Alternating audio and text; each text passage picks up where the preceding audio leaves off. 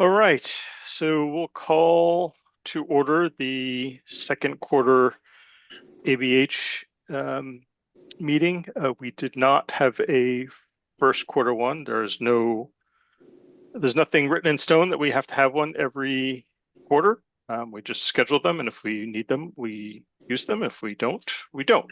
And we figured we would let Mindy get settled in her seat a little bit, and forego the first one. So I believe we sent out the minutes for December 2024. Those have already been approved, so we don't have to approve minutes. Those are up and on the website. I will double check. Maybe we'll double check with Penny, Mindy, but I think we did that offline. And we can just go through the agenda. So the first order of business is report from the DOH. Well, thank you all for your commitment to coming tonight. But I thought, I would just kind of tell you where we are, where we're headed, things that have happened. I know that we met in December, and we were just onboarding a new staff member, another health sanitarian. I'll kind of talk about where we are with staff as we move forward. But this first slide just kind of shows you the foundation of local health, which is those 10 essential services. And that middle circle is what we aim to achieve, right? In all of our programming and every outreach and initiative that we do. So leadership. So here I'm talking about staffing. As you know, I'm coming up on a year, July 1st, of sitting in this chair. And we were fully staffed for only a month before my public health nurse, Paula Sutliff, announced her retirement. And I thank her for all of her time and efforts that she put to get us through the pandemic and set up clinics and try to get vaccinators on board. She did a tremendous job here, but she was ready to retire. And I think she held on for me taking over the role, because last year when David was sitting in the seat, was already talking about retirement. So we actually had to post a part-time nurse position 3 times. And we are in the process of HR of trying to onboard somebody now. So the position is being offered to somebody. Why it took 3 times the posting, I think it's just the nature of a very part-time position. We actually opened it up, changed it a little bit from an RN to even accepting LPNs. So bumped up the salary just a hair to see if we could catch anybody the 3rd time around. So we interviewed a couple weeks ago, so hopefully, fingers crossed, this person will work out for us. So last year we had the 2 new health sanitarians join us. So again, we're rebuilding this team at the health department under my leadership. We had a sanitarian begin in January, so he just celebrated a year here, the first of the year. And the second one started early December. So still there's a big learning curve for both of them. Our office administrator also began last year. So again, that speaks to rebuilding the team. She is 75% ours, and 25% of her time is dedicated to her human services. So she was an internal candidate. So she was in public works for around 5 years before she took the position here. And our former office administrator moved down the hallway to the fire marshal's office. So in addition to those full-time staff, with the exclusion of the part-time nurse, we have 3 part-time staff. So the public health nurse that hopefully will be onboarding within the next month. We have a part-time food inspector, and we have a part-time public health emergency preparedness coordinator his salary is funded entirely through a grant. That's the composition right now. I put our mission up there because I always like to open with that of what our goal is. It's posted on our website. But again, that's the goal of the health department. Here's a little bit again about composition of the health department. So a big part of what we do is that environmental piece, right?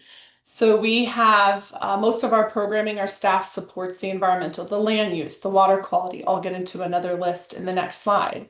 But who we're not, and a lot of people don't realize this, that we do not have a laboratory and do not have a clinic, right? So if you go to neighbor communities, they have a Norwalk, a Stamford, has clinics. and they have laboratory capacity as well. So again, these are the key areas of focus, and I kind of made the balls different sizes to represent how much effort and time goes into these particular areas. So our daily responsibilities, this is just everyday stuff. So I did put in there on March 21st or 25th, I received a stop work order on 2 of my public health grants, had to do with the federal funding freeze. A couple of those, one of which was a kind of a COVID legacy grant to build up public health capacity. So, those, all of the work that we were doing that was tied into those grants just stopped. But in the environmental health piece, again, that biggest fall on the slide, we have regulatory work, all the things that were mandated to do, food service, subsurface land use, water quality, signing off on geothermal wells, daycare inspections, the lead cases, any kind of lead abatement, remediation, anything that comes our way, cosmetology, huge broad category. And as you know, when we're talking about food and cosmetology, we have so much growth in town.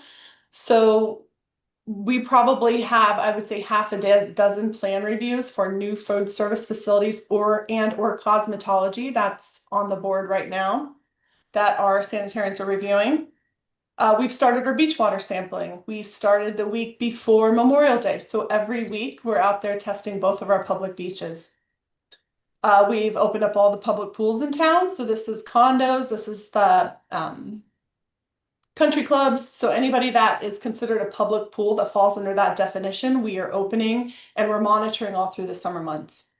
We have kind of rebranded our shellfishing program with the help of Marley upstairs, and she has created a new permit that we offer the public, so for recreational shellfishing. And we have our vector ongoing surveillance that we do every year. On the community health piece, I've been actively involved with Stamford Health. They're developing their community health improvement plan as a spinoff from their community health needs assessment, which covers Darien. That will be released in the fall, and it will be released to the community. So I'll invite all of you to come to that when we finally get a date. The community health needs assessment is now in draft form, so it's all coming together. All the quantitative, all the qualitative data is being compiled. Interviews with community partners, interviews with residents, so that's all coming together now.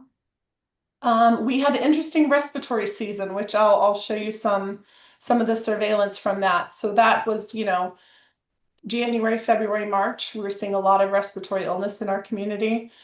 And, reporting the investigation, and mind you, our public health nurse left during this time. So I was trying to tie in as much as I could at that time, data collection, identifying at-risk populations, and starting to represent the health department in various committees. So initially when we were short-staffed, I was doing double roles.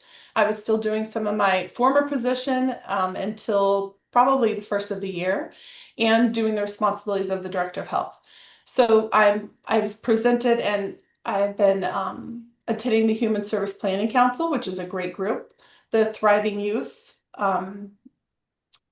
committee. I've been joining that. Same with the mental health task force. So now that I have staff in place, and I've gotten them enough workforce development understanding of what their responsibility is here and how to reach out to people, I'm able to start attending some of those things and participate more on that end.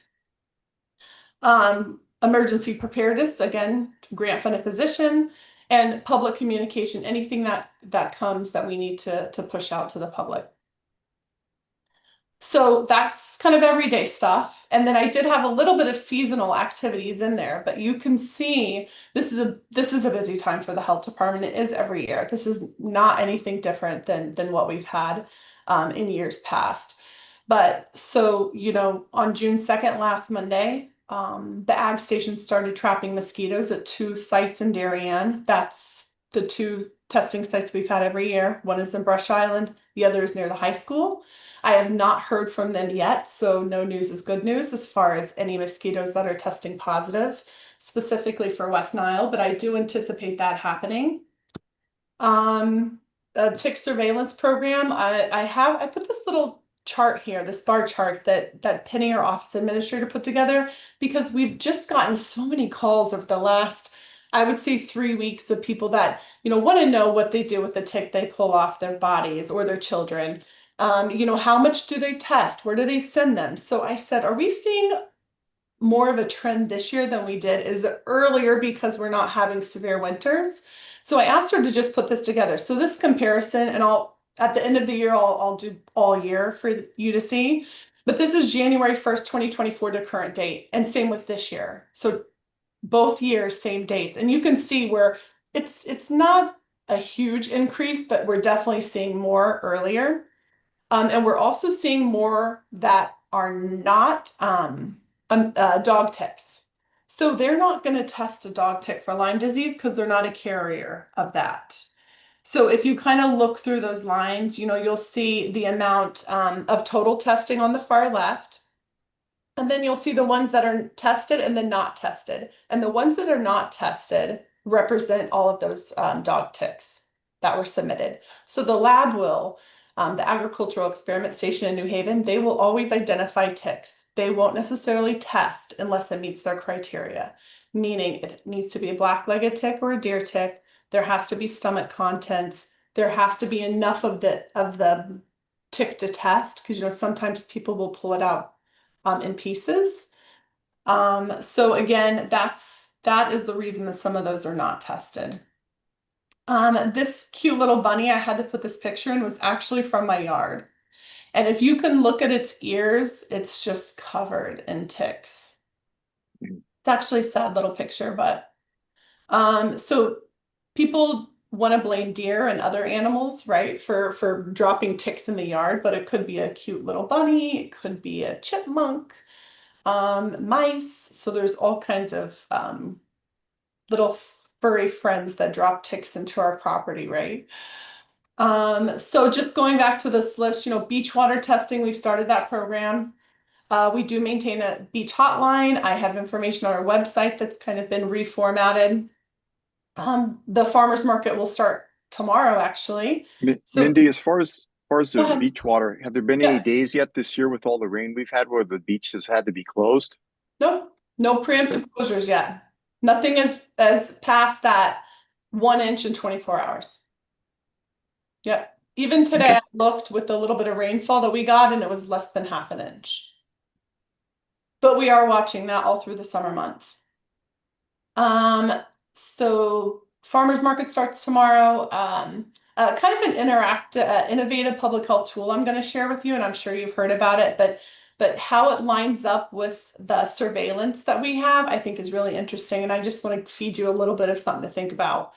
And then situational awareness, we're always kind of looking to see what's coming, right? So we had the bird flu, we've had measles cases, not in Connecticut, but nationwide, big deal, right? That's probably underrepresented now, 1,000 cases. I'm sure it's way over that. But 3 pediatric deaths is significant because we haven't had pediatric deaths in a couple of decades from the measles. So Orpucci is a new vector disease from the biting midge, and it's also carried in mosquitoes. It's just something they're watching. And then hurricane season just started. So earlier today, there was a statewide hurricane preparedness talk that was given, and I think there was almost 200 people on that call from all around the state. So let me show you just a little bit of interesting data.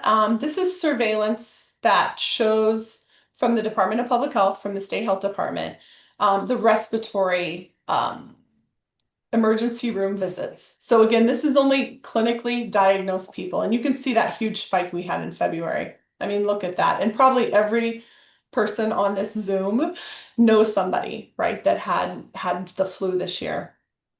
It was just so rampant. And so there's influenza cases represented here, a little bit of COVID, and then RSV was also another interesting kind of bump that we experienced this year. So this first line is ED visits, and the other one is actual hospitalization, the bottom one. So you can see how that lines up. And then just a couple of other things I want to share. The trapping stations, I know you heard me say that there's 2 in Darien. This is a map that kind of represents the whole state, which I think is interesting. How we were lucky enough to get 2 trapping sites in Darien for such a small geographic area. It's always been, so I don't know rhyme or reason. why we have 2 here, but Norwalk has 2 as well. Stamford actually has 3, Greenwich has 3. So I haven't heard anything, but they did start that program last Monday.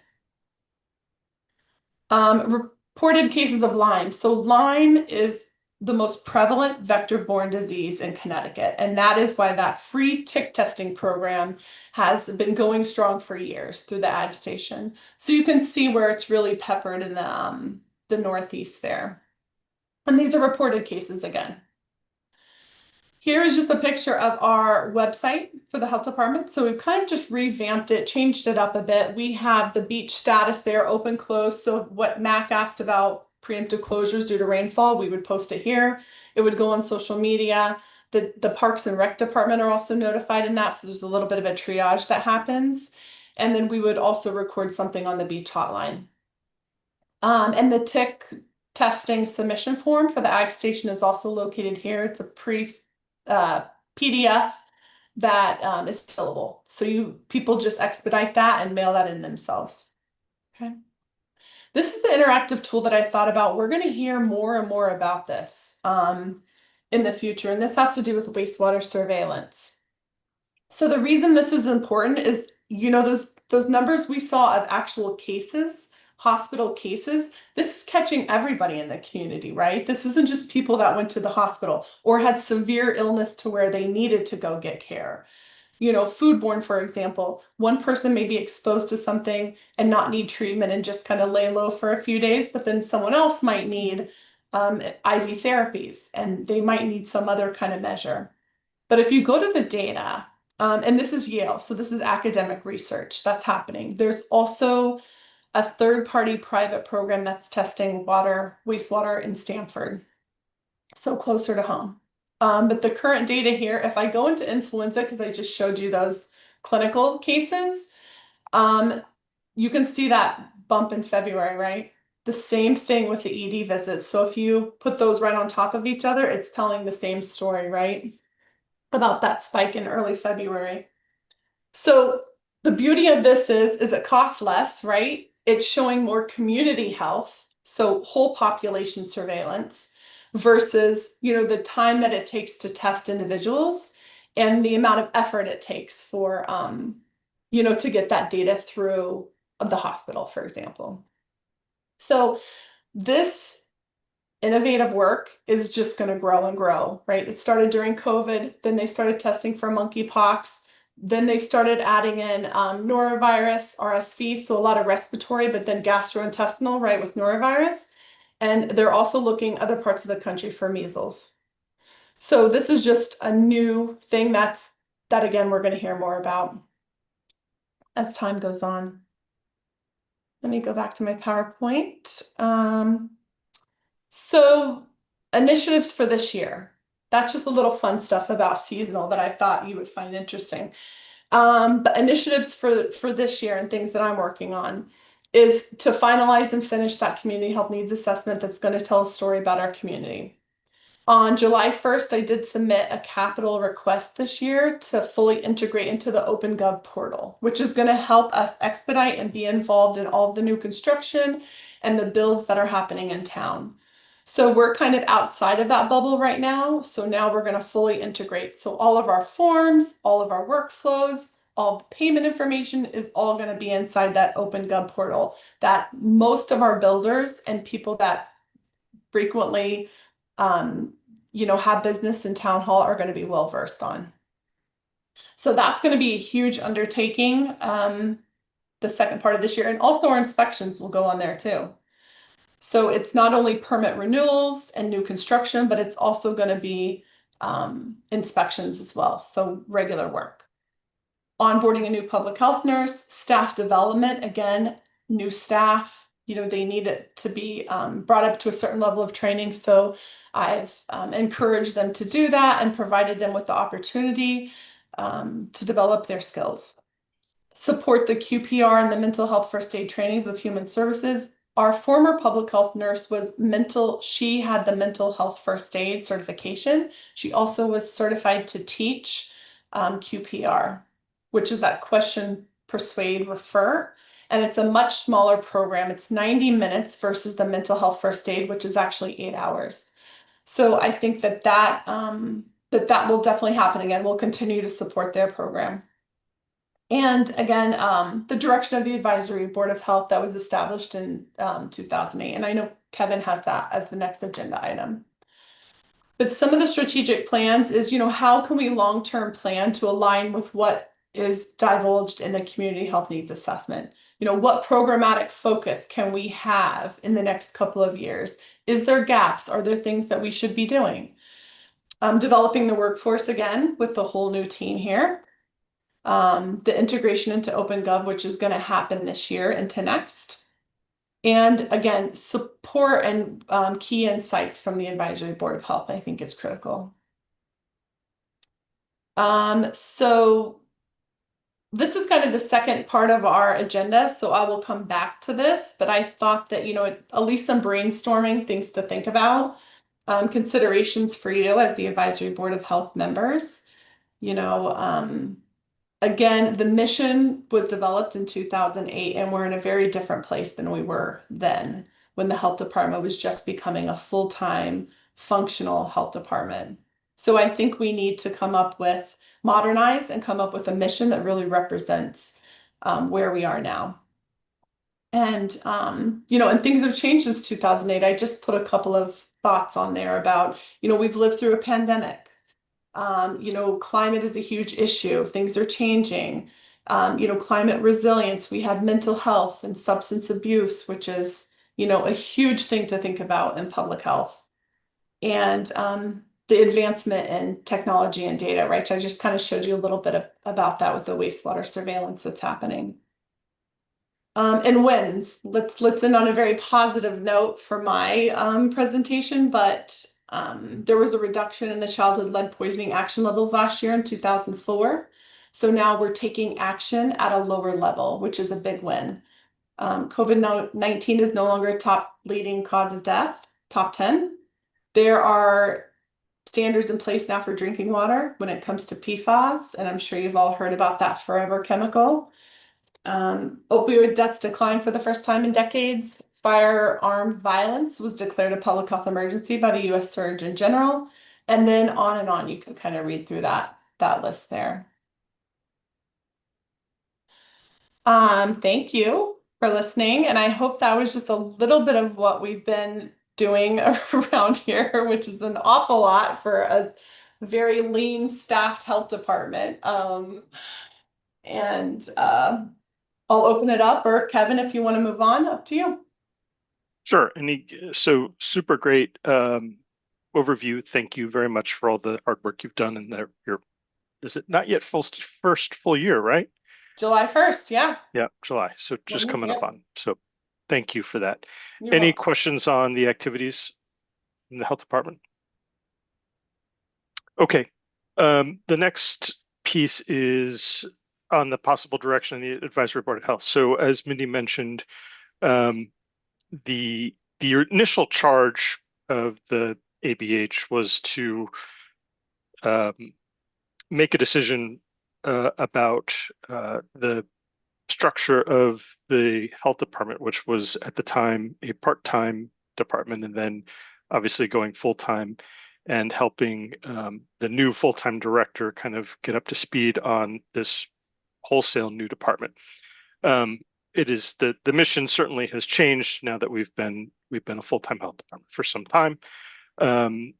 And I just want to be very clear that I don't have any, let's say, direct influence on what the future of the ABH will be.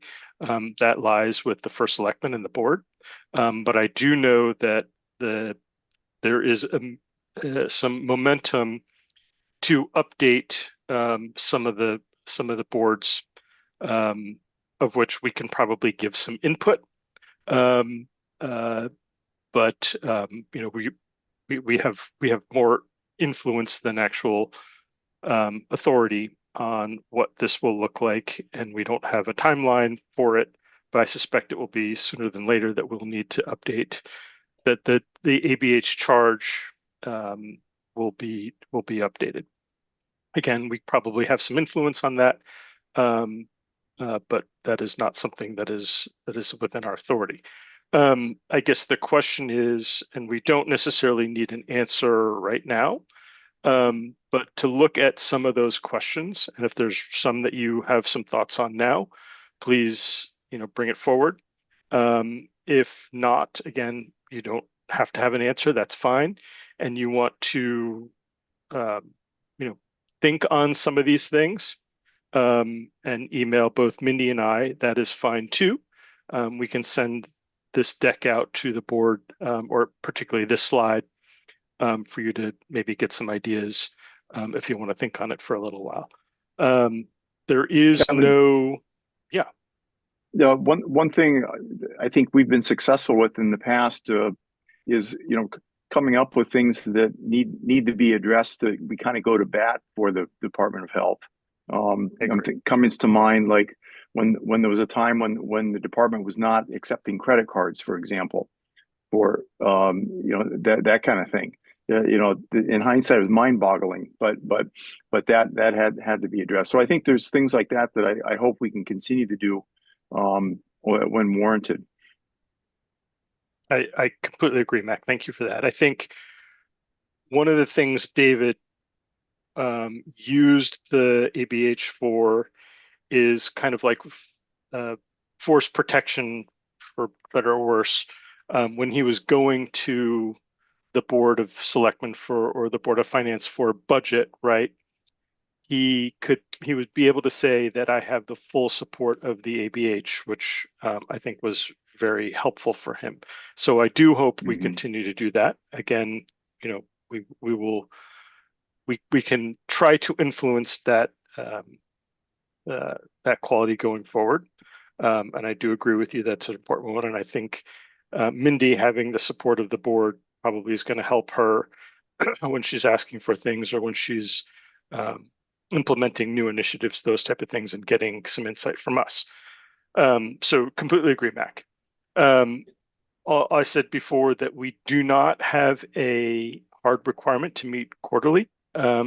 We could change that, or we could keep it quarterly and cancel as needed. Probably decent, my thought is to actually just keep them on the schedule. It's better to have them and delete them as necessary, and just have the ones we need. But we don't necessarily have to have 4 meetings a quarter. We can kind of set the agenda. So I guess I would propose we keep the quarterly schedule and use them if we need them. But it's, again, better to have them on the schedule than not, because it's fairly difficult, and the agenda gets narrow. The ability to have our agenda be kind of broad gets narrowed when we have special meetings. We can do it, and we have done it, but just not really the best practice.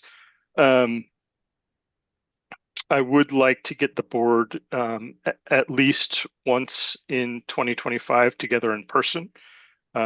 Hopefully that can be, I believe, either in our September or December meeting. I'll send out some notice about that. But if you have any ideas, either now or later, voice them now. If not, we can send this slide out. We can be bribed with chocolate chip cookies. I know you're a cheap bribe, Matt. Yeah. Any thoughts on this? And the answer absolutely can be no. Okay, maybe not some immediate thoughts, but Mindy and I will send this out, and we will elicit some email feedback back from the folks after you've had a little time to think on some of these things. Okay, that we have reached our agenda. I believe that our next meeting is on Tuesday, the 9th of September at 5 p.m. Unclear yet. That's a tough date for some, especially who have kids right around school start.